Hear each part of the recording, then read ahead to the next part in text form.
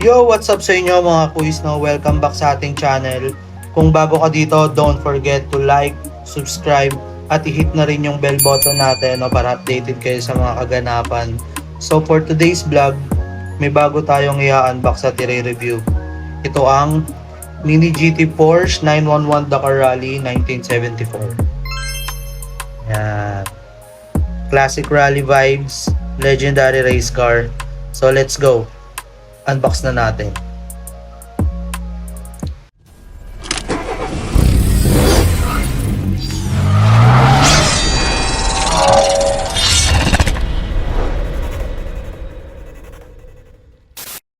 So guys, ito nga pala ang box ni Mini GT, no? Simple pero premium ang dating. So sa likod makikita yung description ng model, no? Scale is 164. Ayan, 164. And makikita rin natin sa likod yung official license ni Porsche, no? So tara, buksan natin. Ayan, dahan-dahan lang. Yan, makikita agad natin yung rally setup, no? Mataas ang ride height. Chunky off-road tires. Siyempre, rolling yan. At siyempre, yung iconic number niya, no? Ayan, 19. Yan, unahin na natin sa harap, no? Ang ganda ng headlight, no? Malinaw ang detailing. May auxiliary lights pa. Yan, yung paint finish niya, sobrang linis, walang rough edges. Yan. Sa gilid naman, kita yung classic Porsche 911 silhouette, no, plus yung mga decals. Sobrang solid.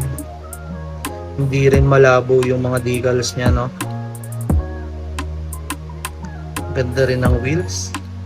Bagay na bagay sa Dakar Rally theme. Sa likod, ayan, solid yung engine cover. At yung taillights, no, very clean. Kahit 164 scale lang, ramdam mo yung effort ni Mini GT sa accuracy, no.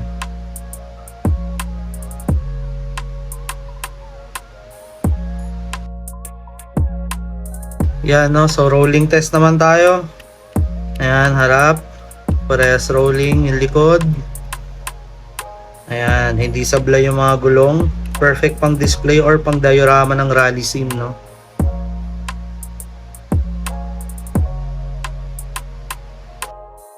Yan, so overall, panalong-panalo ang Mini GT Porsche 911 Dakar Rally 1974 na to, no. So if fan ka ng classic Porsche or rally cars, must have to sa mga collections mo, no. Detailing, paint at proportions, lahat solid.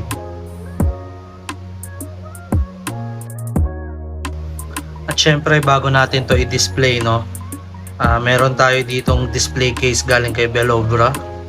Yan, shoutout sa inyo sa magandang display case na to. So lalagay natin siya dito para maganda siyang pang display. So dito yung box. Kung nagtataka kayo kung ano yung nakikita yung kulay green dyan, takit yan para hindi gumalaw ang ating diecast habang nasa loob siya ng case. Yan, sara natin.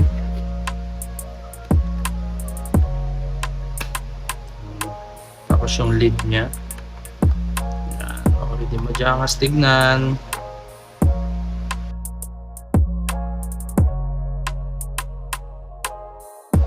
Yun mga kuis, no, kung nagustuhan nyo tong unboxing at review na to, paki-like naman tong video. And subscribe na rin kayo sa aking channel. Paki-follow na rin ako sa aking FB page. At comment below kung anong diecast ang gusto nyong i-review natin next. No, so maraming salamat sa panonood and I'll see you sa next vlog. Peace.